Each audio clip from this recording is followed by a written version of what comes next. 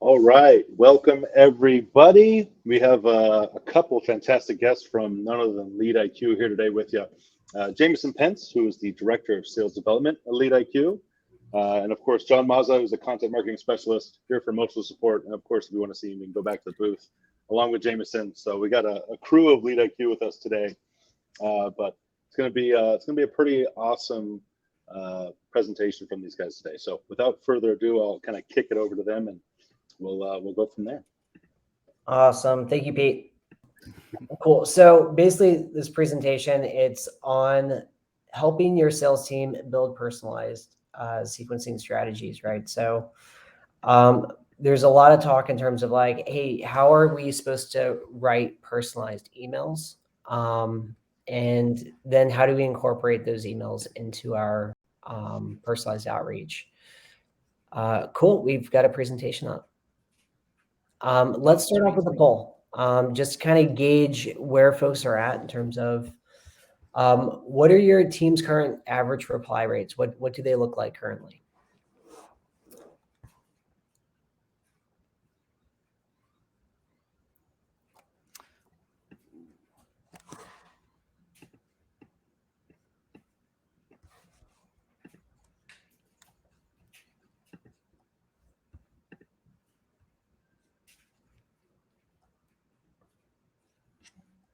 Anybody here over 20%, especially for that first email? I think that 28% reply rate. Love 28%. Blair, come on. Vidyard, now I got to find you.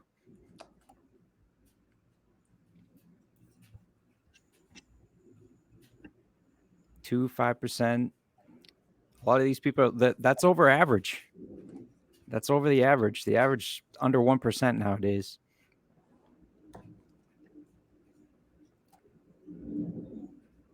Cool. Yeah, let's go ahead and close it. See where we're sitting. Yeah, I'd say that 2 to 5%. That's above average. That's awesome that you guys are seeing that. I'd say in terms of like where we're sitting as a team, we're sitting around the 13-14%. So we're very focused on making sure that we have heavily personalized emails. If we get to the next slide. So that's kind of where we're sitting. We play with a couple different frameworks as a team. Just going to run through just a little bit in terms of how we think about writing personalized emails, but we'll go on to the next slide. And just talk about myself before we do that, because I love talking about myself. We can kind of click through all the bullet points here. But I've been in sales for the vast majority of my life. So been in a number of different roles from AE, SDR, managing teams. Really found a footing in the sales management side, along with, I imagine, a lot of you guys. Heavy passion for it. I think that it's one of the hardest working groups in the company. I have a lot of respect for the people that go into the role. And I love just kind of building out the process, building out the teams on this side. A little bit about myself. From Maryland. Spent the greater part of a decade in New York before coming to Austin for the past year and a half. So if anybody out here is in Austin, love to connect. Or if you're not in Austin, love to connect. Performed stand-up for a number of years between DC and New York. So now I've kind of pivoted my stand-up to my morning huddles with my team. And I recently bought a house in Austin with my fiance and tortoise. So we're a happy little family out here. We can go on to the next slide here. So a couple things I'm going to run through. Rethinking just our cold email strategy. Think about how we've been sending out emails and making a bit of a tweak in terms of how we think about it. Going to break down a few really good personalized emails, and then we'll pivot into the personalized sequence strategy. Cool. First thing, so first, general best practice. We're in a connection-based economy, so be human. Like if the way that sales is functioning and will always remain a very valuable profession is because we're selling to people, and robots can't connect with people. So until we're selling to robots, sales isn't going to go anywhere. So we're in a connection-based economy. Think about how we can utilize our outreach to connect with people. Next bullet. Think about the person before you think about the persona or company. We want to hit on the personal and the professional, especially the professional when it relates a lot more towards like how they hold their ego, how the prospect, what they value. And a lot of times it is professional, especially when you get higher up into the larger personas. But first thing we want to think about is the person. So how am I connecting with this person versus, hey, how am I connecting with this persona? I think we've leaned very heavily in terms of like the persona-based outreach, but taking it just a step further to think about like, what does this person care about? What's going on inside their lives outside of their day-to-day professional work? Next bullet. No wasted emails. So if it looks like a marketing email, do not send it. If it's something that you could blast out to multiple people, we don't send it out. So no wasted emails. It's training your prospects to either ignore you or whether or not they should open any future outreach from you. Develop a process. So personalization at scale begins with a really solid process. Most of your time should be spent on high value activities. If your team is spending too much time on a broken process or workflow, or just getting people into sequence, working contacts or prospecting, like the vast majority of their time should be spent on personalization and finding a way to connect with their prospects. Try to remove any sort of barriers outside of that from their way. So building a really good process. Next bullet there, last one. Constant iteration. So one of the reasons why we've been able to get really good outreach out is because we iterate quarter over quarter. If we stay with the same like email, same process quarter over quarter, it's going to get stale. Any sort of like tactics that you end up seeing.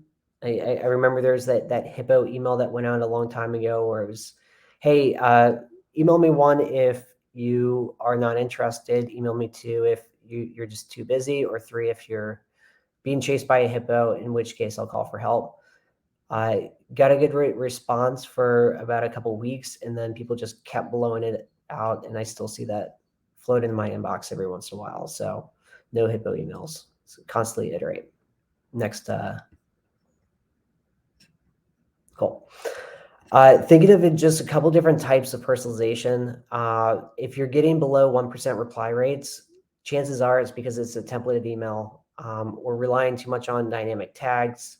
I've seen some emails from other companies where the entire emails are just dynamic tags one after the other. If it's Tuesday, say happy Tuesday. If it's Monday, say happy Monday. And it just blows up just like different situations that you could call out. At the end of the day, prospects are numb to those. They know what's a dynamic tag, and it destroys your email sender reputation. It hurts your company brand. If anything needs to be sent out on a one-to-many basis, send it to marketing, let them blast it out. Next, one to few is the next bucket of prospects. So this is kind of between that 2 to 5% reply rate that we see a bit, is when you relate to prospects based on common characteristics. So it's, hey, I'm going to reach out to this persona in Austin. I'm going to reach out to this persona in Texas, in this industry. So you kind of clump together a group of people, and you can kind of blast emails out to like a smaller segment. Not where we want to land, but it's better than the one-to-many bucket. Next one is one-to-one, which is where you see kind of that 6 to 10% reply rate.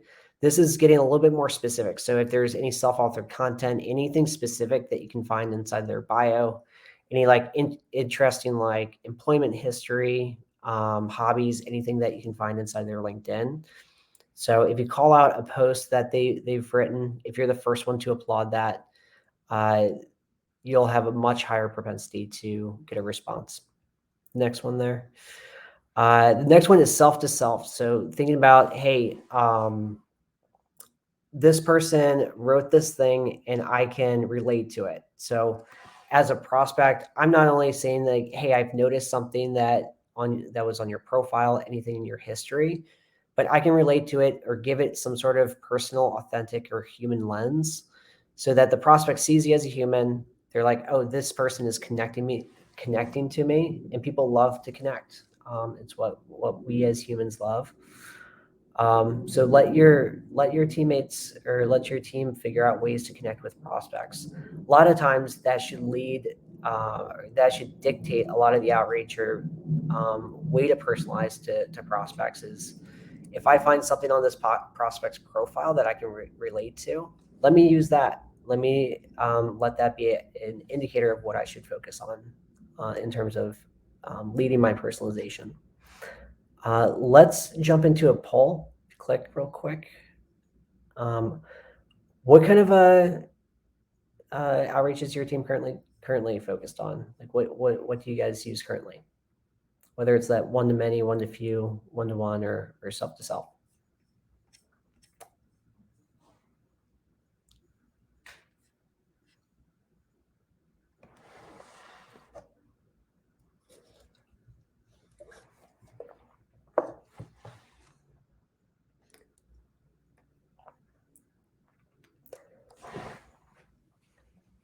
Another thing I know too. I'm always trying to go for that self to self, but it looks like the majority of my emails always end up that 1-to-1, at least.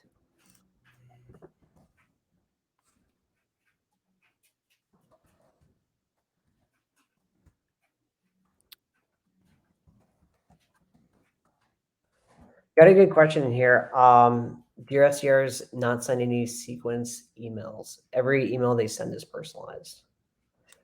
Yes. So everything that they send has a flavor of personalization to it. I'll go through and show you kind of what it looks like in terms of how we sequence it after this as well.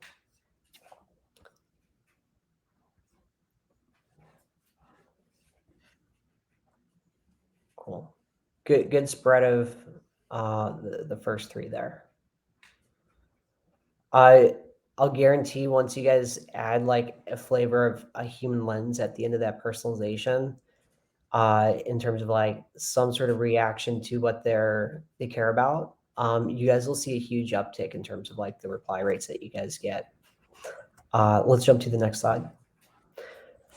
So when I think of like the hierarchy of where we want to start in terms of our personalization, I kind of think of it in terms of a quarterback and how they run through their reads. So they go through their first receiver, their second, their third, their fourth, and then they'll check down to a running back to hopefully not lose yards or at least gain a couple. The first thing you want to go through is the self-authored content. So if you click it, if you think about like the things that that person's written on either like LinkedIn, if you can find some sort of podcast from them, you can kind of click through all these. So anything on LinkedIn, podcasts, articles that they've written, that's all super helpful. That's the first thing I would want to check when I'm looking at a prospect. The second thing here is any self-attributed hobbies or interest. Find anything interesting in their employment history, listed hobbies, interest in their bio. That's the second thing I would want to check. Third thing there is any sort of company initiatives, company news, any insights that you guys can gather from LinkedIn. So they've got some product releases, expansion funding. Those are all things that I would want to pull from if it's somebody that is a lot higher up inside the company. So if it's somebody who's company is a lot closer tied to the company initiatives, then I would want to start with the company news. And then the check down, if you click a little bit more, this is the transition-based stuff. So this is just kind of like fun things that you guys can do with every prospect. It's like, hey, looked up the meaning of your last name, saw that this, speaking of this, then you go into your value prop.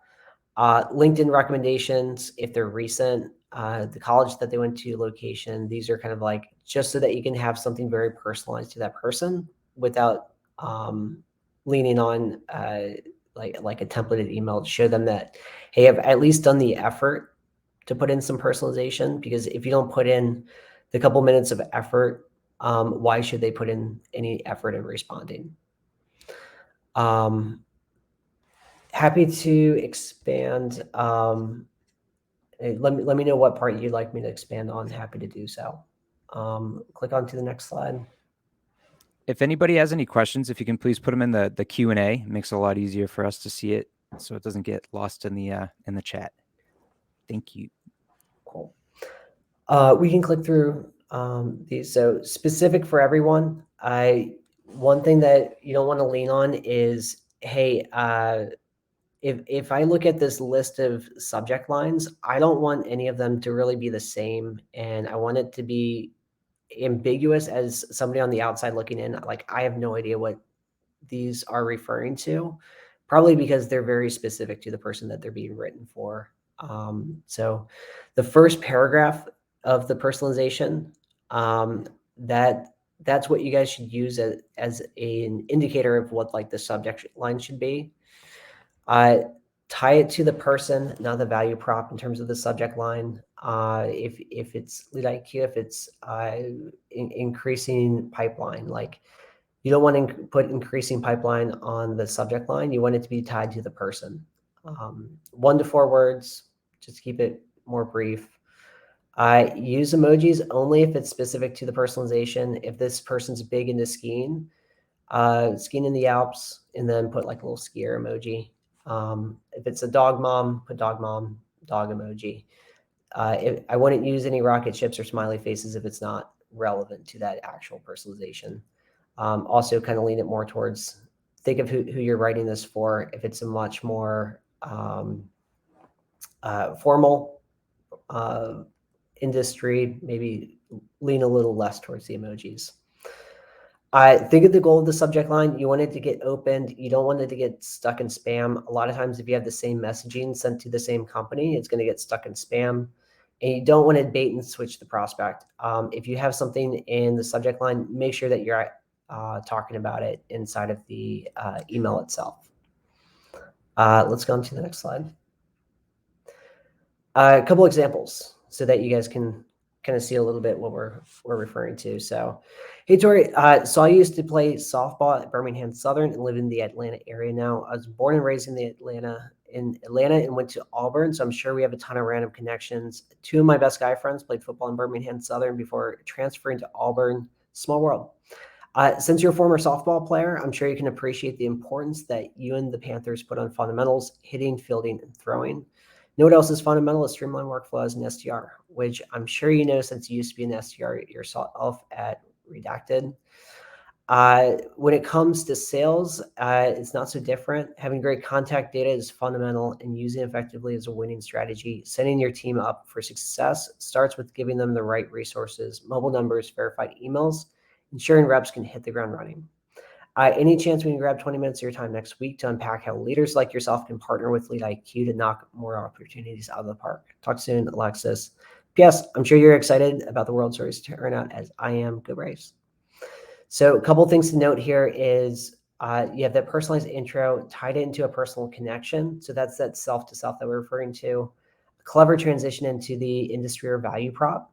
So you can't just talk about the personalization throughout the entire email. You have to, at some point, talk about why you're initially reaching out. Having a persona-based value prop, why it still cares, why that person should still care about it. And then having some sort of postscript at the end, using a distant circumstance that you guys can use to relate to the prospect. The subject line, Panther softball, something that's calling out that first paragraph of personalization. Let's jump to the next one.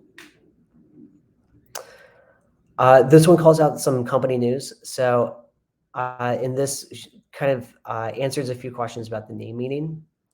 Hi, Alan. When I looked at the meaning of your name, I found that Alan's Celtic origin means stone. It seems fitting as it looks like you've been Redacted rock at building out your sales processes. Also in the theme of stones, as you know, your business development reps are your rocks to pipeline. As I was reading Redacted's latest 10K report, this piece stuck out to me. Our future success will depend in large part upon our ability to attract and retain sales personnel. Prospecting, as you know, can be the most grueling part of a sales rep's day, which can cause high turnover and burnout.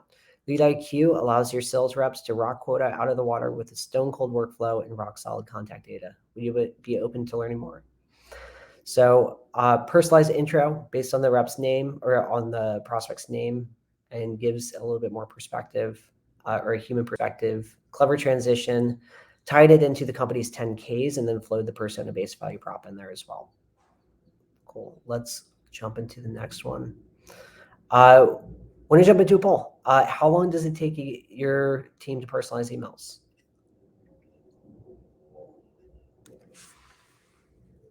Sorry, I'm running through this because I'm trying to cover some time.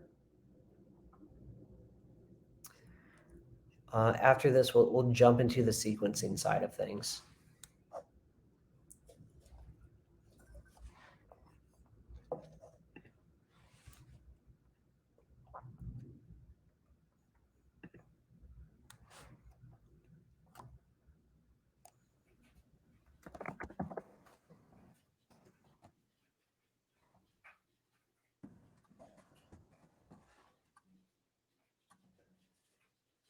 Let's end the poll just for time's sake.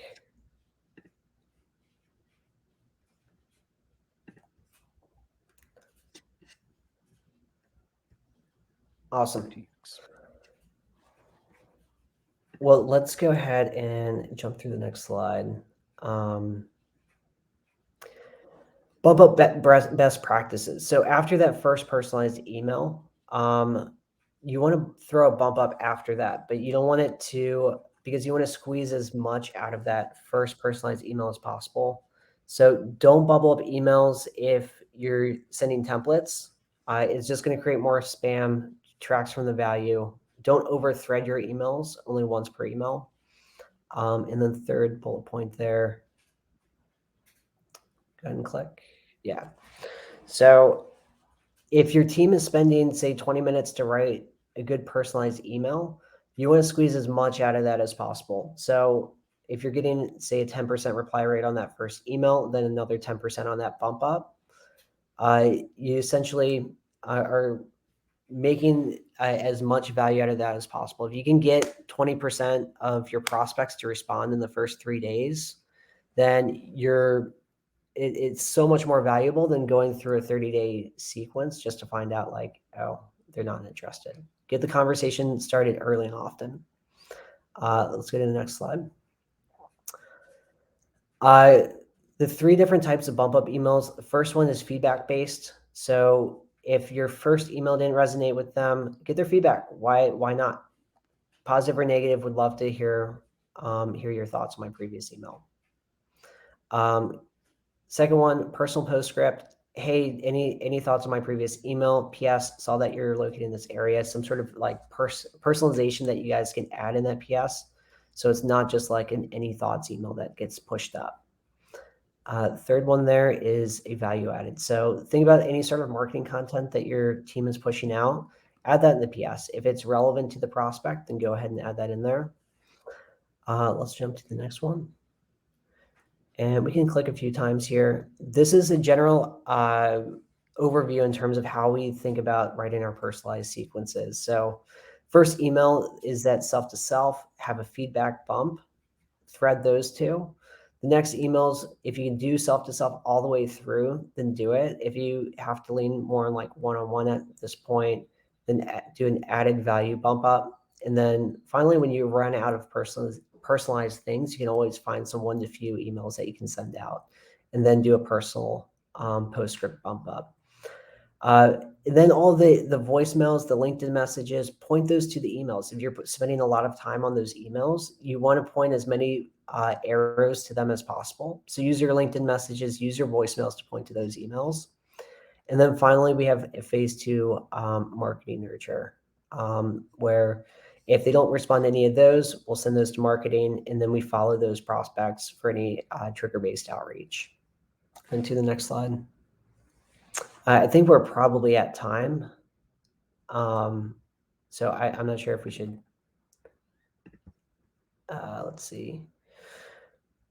Yeah, let's grab some Q&A here.